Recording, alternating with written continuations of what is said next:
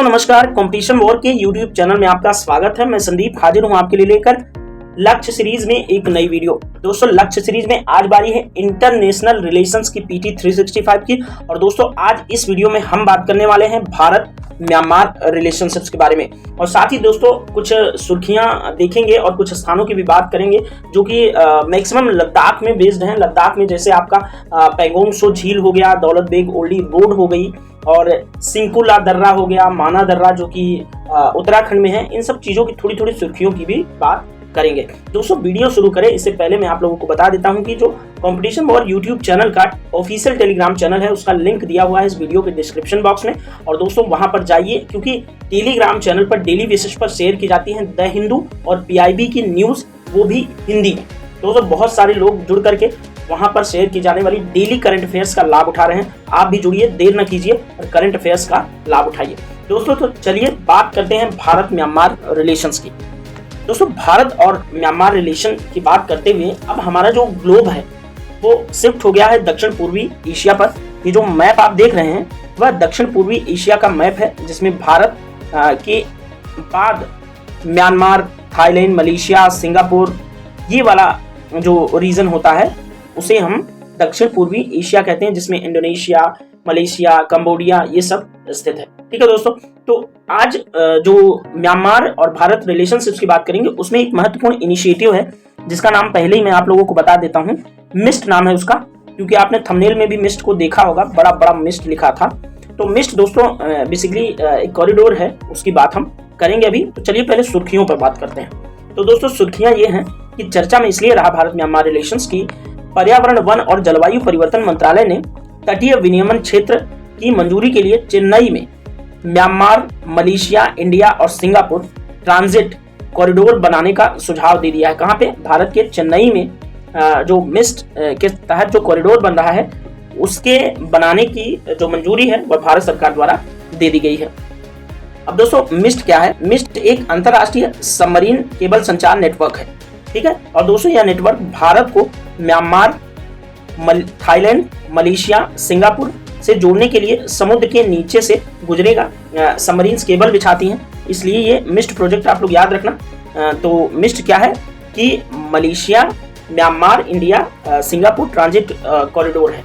ठीक है दोस्तों, तो मिस्ट के अंतर्गत किसको शामिल कर लिया गया? भारत के चेन्नई को। चेन्नई यहाँ पर दिख रहा है आपको, और बाद में दोस्तों ये मुंबई भी जुड़ रहा है, क्योंकि ये जो रूट बना हुआ है ये मिस्ट का ही रूट है दोस्तों। ठीक है, म्यांमार हमारा एक महत्वपूर्ण सहयोगी देश है जो कि इस समय सैनिक शासन से जूझ रहा है। यहाँ पर जुंटा का सैनिक शासन है। ठीक है, क्योंकि जो लोकतांत्रिक सरकार बनी थी उसका तख्ता पलट कर दिया सैनिक शासकों ने। ठीक है, और उसके बाद दोस्तों ये कॉरिडोर थाईलैंड, मलेशिया और सिंगापुर तक फैला हुआ है। ठीक है, आगे बात करेंगे। दोस्तों यह एशिया में जो मिस्ट है उसकी बात कर रहे हैं हम लोग। मिस्ट एशिया में सुरक्षित, विश्वसनीय, मजबूत और किफायती दूरसंचार सुविधा प्रदान करेगा। और दोस्तों इसका मुख्य ट्रंक रूट जो है वह सिंगापुर में तुआस से भारत के मुंबई तक होगा। ठीक है, मुंबई आपने देखा कि पहले अभी तो चेन्नई तक बनाने के लिए मंजूरी दे दी गई है, तटीय विनियमन मंजूरी दे दी गई है, और उसके बाद दोस्तों इसको मुंबई तक भी ले जाया जाएगा। ठीक है, और दोस्तों मिस्ट केबल सिस्टम की कुल लंबाई कितनी है? 8,100 किलोमीटर, यानी कि 8100 किलोमीटर इसकी पूरी लंबाई है। ठीक है, तो दोस्तों मुख्य रूप से ये म्यांमार और भारत रिलेशन में बस इतना ही जो इम्पोर्टेंट था उसको हमने डिस्कस किया। थोड़ा सा कुछ तथ्यों पर बात कर लेते हैं। ठीक है, कि भारत म्यांमार रिलेशन आखिर बाउंड्री वगैरह कैसे शेयर करते हैं, व्यापार वगैरह की क्या स्थिति है, इसको देख लेंगे। दोस्तों भारत जो म्यांमार है भारत से सीमा साझा करने वाला एकमात्र आसियान देश है। आसियान एक ग्रुप है 10 देशों का, जो दक्षिण पूर्वी एशियाई 10 देश है वे आसियान नाम का एक ग्रुप बनाए हुए हैं। ठीक है, तो भारत जो है म्यांमार जो है आसियान का एकमात्र ऐसा देश है आसियान ग्रुप का जिससे भारत अपनी सीमाएं साझा करता है पूर्वोत्तर में। ठीक है, और दोस्तों म्यांमार पूर्वोत्तर भारत के लगभग 1643 किलोमीटर की भूमि सीमा साझा करता है। यानी कि भारत की म्यांमार से बाउंड्री की अगर बात हो तो आप लोग याद रखना 1643 किलोमीटर बाउंड्री भारत और म्यांमार की लगती है। ठीक है दोस्तों, पूर्वोत्तर के जो राज्य हैं जो बाउंड्री शेयर करेंगे म्यांमार के साथ उनको देख लेंगे। पहला तो है अरुणाचल प्रदेश, दूसरा नागालैंड, तीसरा मणिपुर और चौथा मिजोरम। तो ये 4 जो भारतीय राज्य हैं पूर्वोत्तर के, वे दोस्तों अरुणाचल प्रदेश, नागालैंड, मणिपुर और मिजोरम, ये सभी देश म्यांमार के साथ बाउंड्री शेयर करते हैं। दोस्तों दोनों, अगर भारत और म्यांमार के बीच व्यापार की बात करें तो द्विपक्षीय व्यापार में लंबे समय से लगभग 2 बिलियन अमेरिकी डॉलर का इनका जो बायलैटरल ट्रेड है वो बना हुआ है। ठीक है दोस्तों, दोनों देशों के बीच बताया 2 बिलियन अमेरिकी डॉलर का व्यापार है। और दोस्तों म्यांमार में भारत का विकास सहायता पोर्टफोलियो को अब 1.75 बिलियन डॉलर से अधिक का हो गया है। और दोस्तों इस विकास परियोजना में निम्नलिखित शामिल है। कौन कौन सी? एक तो याद रखना महत्वपूर्ण है भारत म्यांमार रिलेशंस में, Kaladan multi modal transit project. ठीक है, कलादान भारत और म्यांमार के बीच है, याद रखना आप, क्योंकि ये एग्जाम में जरूर पूछा जाता है। कलादान मल्टी मॉडल जो ट्रांजिट ट्रांसपोर्ट प्रोजेक्ट है वो किन देशों के बीच है? तो आप लोग याद रखना कि भारत और म्यांमार के बीच। दूसरा दोस्तों त्रिपक्षीय राजमार्ग परियोजना है, वह भी ठीक है। और रखाइन प्रांत विकास कार्यक्रम चल रहा है, एक रखाइन क्षेत्र है म्यांमार का, ठीक है, वहां पर विकास कार्यक्रम भारत चला रहा है। और साथ ही दोस्तों बागान में आनंद मंदिर की बहाली और संरक्षण पर भी भारत काम कर रहा है। अब भारत और म्यांमार की बात करें कि ये दोनों देश दुनिया में कुछ एक साथ मंच साझा करते हैं, तो उसमें देख लेते हैं। एक दोस्तों जो बे ऑफ बंगाल इकोनॉमिक इनिशिएटिव है, उसमें दोनों दोस्त, जिसको बिम्स्टेक नाम बोलते हैं, बिम्स्टेक में दोनों देश, और एशियाई क्षेत्रीय फोरम जो है मेकांग गंगा सहयोग जो है उसमें दोनों देश भागीदार हैं। और दोस्तों संयुक्त राष्ट्र में तो सभी देश हैं। साथ ही विश्व व्यापार संगठन जैसे जो बहुपक्षीय संगठन है उनमें दोनों देश सदस्य राष्ट्र हैं। अब दोस्तों म्यांमार की अगर मैप देखें तो आप यहाँ पर इंडियन ओशन देख रहे हैं, ये अंडमान निकोबार आइलैंड जो केंद्र शासित प्रदेश है भारत का वो है, बंगाल की खाड़ी आपको दिख रही होगी। और ये दोस्तों ये पूर्वोत्तर राज्य, यहाँ पर इंडिया लिखा हुआ है, सबसे ऊपर अरुणाचल प्रदेश, फिर जो नागालैंड होगा, फिर मणिपुर, फिर लास्ट में मिजोरम आएगा। ठीक है, तो ऐसे ऐसे बाउंड्री शेयर करते हैं। सबसे पहले अरुणाचल प्रदेश याद रखना, उसके बाद नागालैंड, उसके बाद मणिपुर, फिर मिजोरम लास्ट में सबसे नीचे आएगा। ठीक है, तो ये नागालैंड, अरुणाचल प्रदेश, मणिपुर, मिजोरम मुख्य रूप से याद रखना, क्योंकि म्यांमार अगर चर्चा में है तो इस तरह के क्वेश्चंस आने की संभावना रहती है। ठीक है, और दोस्तों म्यांमार की बाउंड्री देख लो किससे किससे लगती है। एक तो इंडियन ओशन में बाउंड्री इसकी खुल रही है, ठीक है, और रंगून, आप लोगों को याद होगा कि रंगून भेज दिया करते थे अंग्रेज अपने, जब ब्रिटिश शासन था भारत में, तब अंग्रेज सैनिकों को जो है रंगून भेज दिया करते थे। यहाँ पे एक मांडले जेल थी, ठीक है, यहाँ पर भेज दिया करते थे भारतीय जो फ्रीडम फाइटर्स थे उनको। ठीक है, तो ये म्यांमार में था। म्यांमार का दोस्तों नाम जो है वो क्या था, आप लोगों को याद होगा कि म्यांमार का नाम बर्मा था। ठीक है, बर्मा बोलते थे म्यांमार को, अब ये म्यांमार हुआ है। ठीक है, और म्यांमार की जो राजधानी है नैपिता है, ये याद रखना आप लोग। और म्यांमार की बाउंड्री दोस्तों थाईलैंड के साथ शेयर होती है, लाओस के साथ, और ऊपर इसके है साइड में चाइना। ठीक है, चाइना इसके दक्षिण नहीं उत्तर पूर्व आप मान सकते हैं कि ये उत्तर पूर्व वाला हिस्सा चाइना के साथ इसका टच होता है। इधर भारत है और ये इंडियन ओशियन में खुल ही रहा है। ठीक है, तो यही चीज आप लोग म्यांमार की जो लोकेशन है वो आप लोग याद रखना, और किस किस के साथ बाउंड्री शेयर करता है वो चीज भी याद रखना। ठीक है, चलिए दोस्तों अब कुछ सुर्खियों पर बात करते हैं। ये भारत और म्यांमार रिलेशन में मुख्य रूप से मिस्ट की ही बात हमें करनी थी।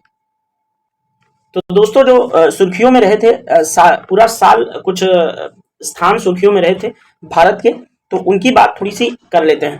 तो सबसे पहला जो स्थान देखेंगे सुर्खियों में हम थोड़ा सा ये लद्दाख वाला रीजन है, तो सबसे पहले लद्दाख को ही ले लेते हैं और लद्दाख में देख लेते हैं कौन कौन से स्थान। ये जो मैंने पहले बनाया वो लद्दाख है, एल मैंने बना दिया। ठीक है दोस्तों, लद्दाख 2019 से भारत का एक सेपरेट क्या बन गया है, केंद्र शासित प्रदेश, यानी कि यूनियन टेरिटरी बन गया है, यूटी। भारत का एक यूटी बन गया है 5 अगस्त 2019 से भारत का यूटी है। ठीक है, 5 अगस्त 2019 से भारत का एक सेपरेट यूटी बन गया लद्दाख, क्योंकि 370 जो धारा थी संविधान की जिसमें जम्मू कश्मीर को स्पेशल स्टेटस हासिल था, उसके अंतर्गत जब 370 थी तब ये जम्मू कश्मीर जो केंद्र शासित प्रदेश था उसी का एक हिस्सा हुआ करता था। ठीक है, अब जम्मू कश्मीर एक अलग केंद्र शासित प्रदेश है, और अब जो लद्दाख है उसको एक केंद्र शासित प्रदेश यूटी का दर्जा अलग से मिल चुका है। तो इसमें दोस्तों इसमें देखेंगे सबसे यहाँ तीसरी सुर्खी की तीसरी को देखेंगे तो यहाँ देखेंगे गोंगरा हॉट स्प्रिंग एरिया है। ठीक है, तो ये बिल्कुल ही ये चीन है, आप लोग याद रखना ये बगल में चीन है, ये पूरी बाउंड्री चीन से लग रही है, ये सब पूरा चीन से लग रहा है। ठीक है, तो चीन और भारत के बीच ये गोगरा हॉट स्प्रिंग एरिया है, यहाँ पर ये विवादित है। ठीक है, और चौथा एरिया दोस्तों, चौथा ये देख लेना चौथा है दुर्बुक श्योक दौलत बेग ओल्डी रोड है, जो इंडियन जो है भारत द्वारा बनाया गया है, ठीक है। और ये दोस्तों पांचवा वेस्ट सेंटी डैम है, ये भी विवादित क्षेत्र है, ठीक है, लद्दाख में है, याद रखना आप लोग, ठीक है। और उसके बाद नहीं, सॉरी दोस्तों, पांचवा जो है यहाँ है पेंगोंग सो लेक, पेंगोंग सो झील है, ठीक है, ये विवादित है, पांचवा, ओके। और ये जो जिसकी वेस्ट सेती बांध की बात हम कर रहे थे, सेती बांध दोस्तों यहाँ पर है नेपाल में, तो भारत और नेपाल के बीच ये है, ठीक है, विवादित क्षेत्र। और दोस्तों माना दर्रा, ये आपका आ गया उत्तराखंड, ठीक है, उत्तराखंड में माना ला पास, ये भी जो है चर्चा में रहा है, इसको भी देखेंगे, ठीक है। और छठा जो देख रहे हैं आप, छठा है दोस्तों सिंकुला दर्रा, तो सिंकुला पासेज जो है वह लद्दाख के अंदर है, ठीक है। और लुम्बिनी जो कि नेपाल में गौतम बुद्ध का जन्मस्थल है, आप लोग जानते ही हैं, ठीक है, जो बौद्ध धर्म के प्रवर्तक गौतम बुद्ध, उनका जो है लुम्बिनी जन्मस्थल है, ये भी चर्चा में रहा था। और दोस्तों अरुणाचल प्रदेश में एक स्थान चर्चा में रहा था, नेचिफ्यू टनल, ठीक है, तो नेचिफ्यू टनल को याद रखना आप, थंबनेल में जब देखेंगे जहां पे पेंगोंग सो का इमेज है, वहीं बगल में जो नेचिफ्यू टनल है उसकी भी इमेज लगी हुई है, थंबनेल को थोड़ा ध्यान से आप लोग देख लीजिएगा। तो एक एक करके सबसे पहले ये देखेंगे हम लोग कि कौन कौन सा एरिया जो विवादित है या सुर्खियों में रहा वह किन किन राज्यों में पड़ता है। तो मुख्य रूप से देखना है कि दौलत बेग ओल्डी जो रोड है वह लद्दाख में है, पेंगोंग सो झील भी लद्दाख में ही पड़ती है, और दोस्तों सिंकुला पास ये भी लद्दाख में पड़ता है, गोगरा और हार्ड स्प्रिंग ये भी लद्दाख में ही पड़ता है, माना दर्रा है दोस्तों उत्तराखंड में पड़ता है, ठीक है। और वेस्ट सेती डैम जो है वो भी नेपाल में पड़ता है, और लुम्बिनी भी नेपाल में पड़ता है। ये इतनी चीजें आपको क्लियर है। और अगला दोस्तों जो नेचिफू टनल थी, सुरंग नेचिफू, ये अरुणाचल प्रदेश में है, ठीक है, भारत द्वारा बनाई गई है।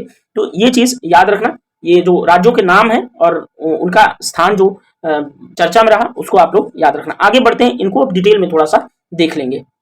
दोस्तों सबसे पहले देखेंगे पश्चिमी सेती बांध जो कि नेपाल में है, ठीक है, तो इसको देख लेते हैं कि आखिर ये चर्चा में क्यों रहा पश्चिमी सेती बांध और इसकी स्थिति क्या है, ठीक है।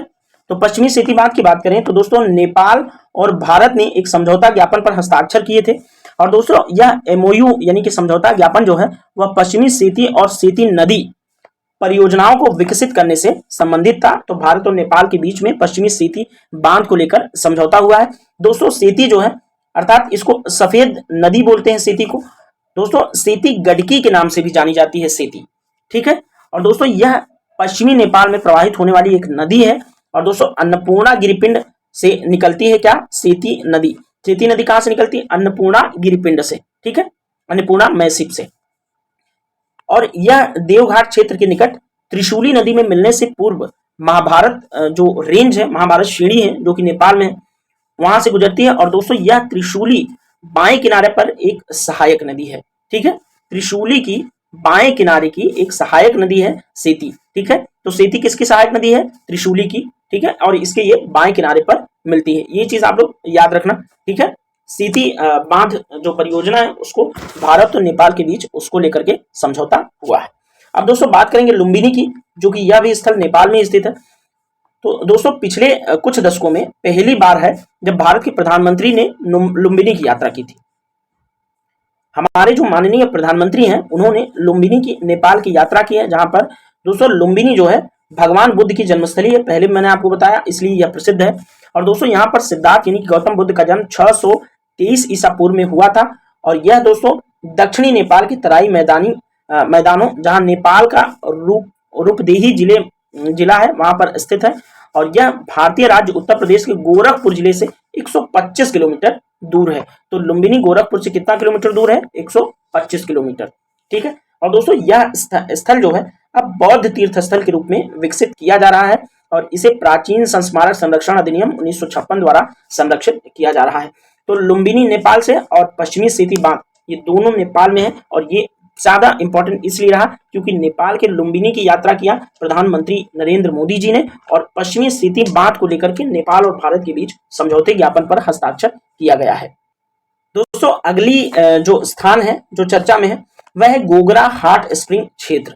तो देखेंगे, मैंने पहले बताया था लद्दाख में है। तो दोस्तों भारत और चीन के सैनिकों ने पूर्वी लद्दाख के गोगरा हॉट स्प्रिंग में पेट्रोलिंग पॉइंट यानी कि PP-15 से पीछे हटना शुरू कर दिया है भारत और चीन के सैनिकों ने। तो भारत और चीन के बीच विवादित क्षेत्र है लद्दाख में, पूर्वी लद्दाख में गोगरा हॉट स्प्रिंग क्षेत्र। दोस्तों इससे पहले चीन ने देप्सांग मैदानों सहित हॉट स्प्रिंग और गोगरा पोस्ट से अपने सैनिकों को हटाने से मना कर दिया था और ये क्षेत्र दोनों पक्षों के बीच में टकराव के बिंदु बने हुए थे। तो गोगरा और हॉट स्प्रिंग जो है वह भारत और चीन के बीच टकराव का मुख्य बिंदु बना हुआ था, लेकिन अब क्या है कि पेट्रोलिंग पॉइंट 15 से पीछे हटने लगे हैं भारत और चीन के सैनिक।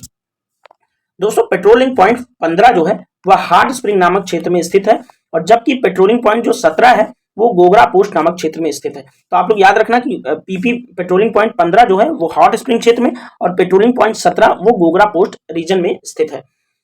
दोस्तों ये दोनों क्षेत्र पूर्वी लद्दाख के गलवान में चौंग चेनमो नदी के निकट स्थित है। जो गोगरा हॉट स्प्रिंग और गोगरा पोस्ट और हॉट स्प्रिंग है ये दोनों पूर्वी लद्दाख में गलवान घाटी है, वहां पर चांग चेनमो नदी है उसी के निकट स्थित है। ठीक है, और दोस्तों यह क्षेत्र जो है काराकोरम क्षेत्र जो पर्वत श्रृंखला है उसके उत्तर में अवस्थित। काराकोरम पर्वत श्रृंखला जानते हैं कितनी बड़ी है, और उसके भी उत्तर में अवस्थित है गोगरा और हॉट स्प्रिंग रीजन। और दोस्तों जो ये जो पेंगोंग सो झील के उत्तर में और गलवान घाटी के दक्षिण पूर्व में यह पड़ता है गोगरा और हॉट स्प्रिंग पोस्ट। ठीक है, तो दोस्तों इतनी जानकारी आपको कैसी लगी ये कमेंट बॉक्स में आप जरूर बताना, क्योंकि वो, और हाँ मैं पहले ही बता देता हूँ कि ये मोस्ट इंपॉर्टेंट है, एग्जाम में पूछा जाने वाला है। ठीक है, ये एग्जाम में जरूर आने वाला है गोगरा और हॉट स्प्रिंग, क्योंकि आप जानते हैं कि 2020 में भी भारत और चीन के बीच सैनिकों को लेकर क्लैश हुआ था यहाँ पर, और जिसमें 20 के आसपास सैनिक भारत के कैजुअलिटीज हुई थी और चीन के भी तकरीबन उससे डबल कैजुअलिटीज हुई थी। और दोस्तों चौथी जो जगह है वह है दरबुक श्योक दौलत बेग ओल्डी रोड। तो दौलत बेग ओल्डी रोड जो है इसको देखेंगे हम। ठीक है, ये थोड़ा सा इरेज करते हैं। हाँ, तो दरबुक श्योक दौलत बेग ओल्डी रोड देखेंगे। दोस्तों यह सड़क मार्ग लेह को काराकोरम दर्रे से जोड़ता है और यह लद्दाख को चीन के सिंजियांग प्रांत से अलग भी करता है, और इसकी जो लंबाई है दौलत बेग ओल्डी रोड की वह 225 किलोमीटर है। तो दोस्तों दरबुक श्योक दौलत बेग ओल्डी रोड जो है उस सड़क मार्ग भारत की सबसे उत्तरी चौकी दौलत बेग ओल्डी के साथ संपर्क प्रदान करता है। तो भारत के सबसे उत्तर में जो चौकी स्थित है, यानी कि भारत की सबसे उत्तरी चौकी जो है उसका नाम दौलत बेग ओल्डी है, उससे अब दरबुक श्योक दौलत बेग ओल्डी रोड जो है उससे कनेक्टिविटी मिल गई है। दोस्तों इसमें दुनिया में सबसे अधिक ऊंचाई पर स्थित हवाई पट्टी भी स्थित है दौलत बेग ओल्डी। ये हवाई पट्टी भी है दौलत बेग ओल्डी में। ठीक है, जो कि दुनिया की सबसे अधिक ऊंचाई पर स्थित पट्टी है, हवाई पट्टी। ठीक है, और वहां पे C-17 ग्लोब मास्टर जैसे भारी भरकम विमान भी इंडियन जो एयरफोर्स है वह उतार चुकी है। और दोस्तों इसे मूल रूप से 1962 के युद्ध के दौरान बनाया गया था। ठीक है, और हालांकि 2008 में इसका उपयोग बंद कर दिया गया था।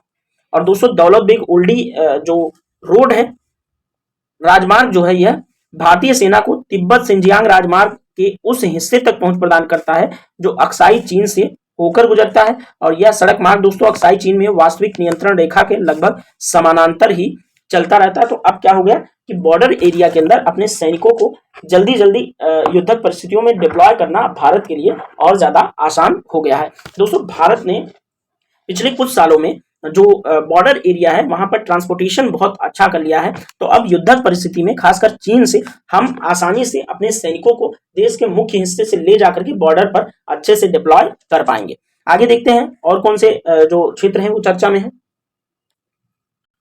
देखेंगे दोस्तों हम पैंगोंग त्सो को। ठीक है, और दोस्तों पैंगोंग त्सो को देख लेते हैं। विदेश मंत्रालय ने 2020 के सीमावर्ती गतिरोध वाले स्थल के करीब पैंगोंग त्सो झील पर एक दूसरे पुल के निर्माण की पुष्टि की है, और एक पुल के निर्माण की पुष्टि की है विदेश मंत्रालय ने। दोस्तों पैंगोंग त्सो तिब्बती भाषा में अर्थ होता है इसका उच्च भूमि वाली झील। ठीक है, तो पैंगोंग त्सो का तिब्बती भाषा में क्या अर्थ होता है? उच्च भूमि वाली, उच्च घास भूमि वाली झील। दोस्तों यह भारत चीन सीमा पर हिमालय श्रृंखला में 4350 मीटर की ऊंचाई पर स्थित है, और यह विश्व में सबसे अधिक ऊंचाई पर स्थित खारे पानी की झील है। ठीक है दोस्तों, तो विश्व में सबसे अधिक ऊंचाई पर स्थित खारे पानी की झील क्या है? पैंगोंग त्सो। ठीक है, और दोस्तों यह एंडोरेहिक झील है, और इसकी लगभग 160 किलोमीटर की कुल लंबाई में से 1/3 भाग लद्दाख क्षेत्र में यानी कि भारत में पड़ता है, जबकि शेष 2/3 भाग चीनी हिस्से में पड़ता है।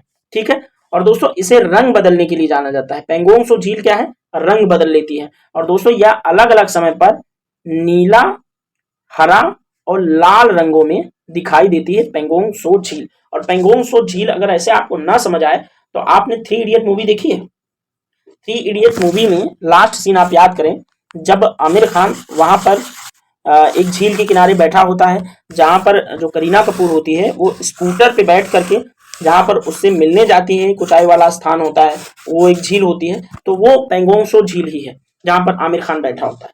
ठीक है दोस्तों, अब आइए बात करते हैं सिंकुला दर्रे की। ठीक है, तो सिंकुला दर्रे का संदर्भ क्या है। सीमा सड़क संगठन सिंकुला दर्रे पर विश्व की सबसे ऊंची सुरंग का निर्माण करेगा।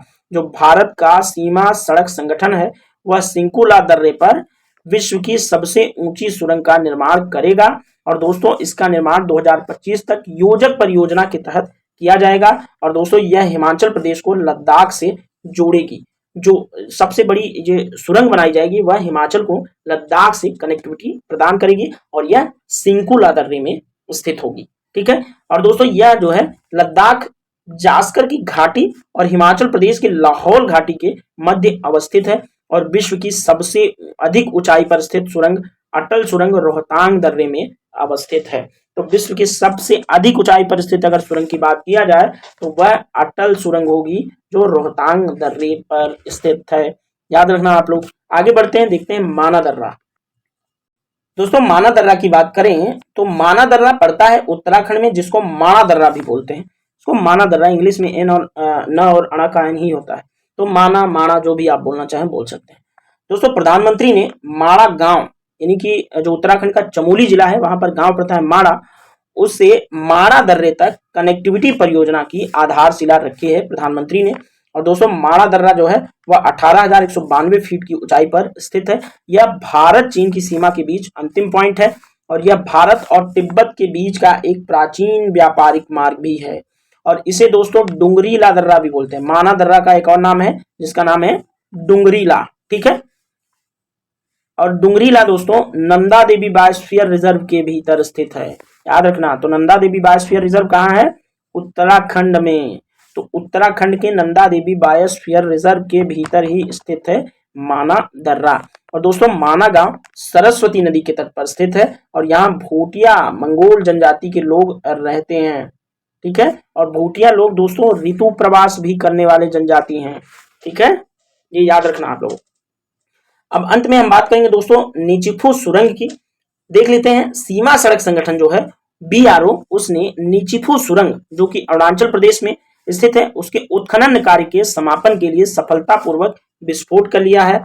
और नीचिफू सुरंग जो है दोस्तों वह बालीपारा चारद्वार तवांग रोड पर बनाई जा रही है, और यह असम के बालीपारा को चीन की सीमा से लगे अरुणाचल प्रदेश के तवांग से जोड़ेगी। और दोस्तों इसके उत्खनन को BRO के प्रोजेक्ट वर्तक के तहत पूरा किया जा रहा है। BRO का एक प्रोजेक्ट है वर्तक, जिसके तहत जो है नीचिफू सुरंग का निर्माण किया जा रहा है।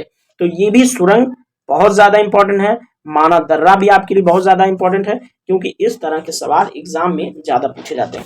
दोस्तों अगर ये वीडियो किसी भी तरह से आपके लिए हेल्पफुल रही हो इतना देखने के बाद, तो आप अगर चैनल पर नए हैं और चैनल को अभी तक सब्सक्राइब नहीं किया तो आप सब्सक्राइब कर दें, वीडियो को लाइक और शेयर कर दें। यार कमेंट तो जरूर कर दिया करो, क्योंकि आपके लिए बहुत मेहनत की जा रही है।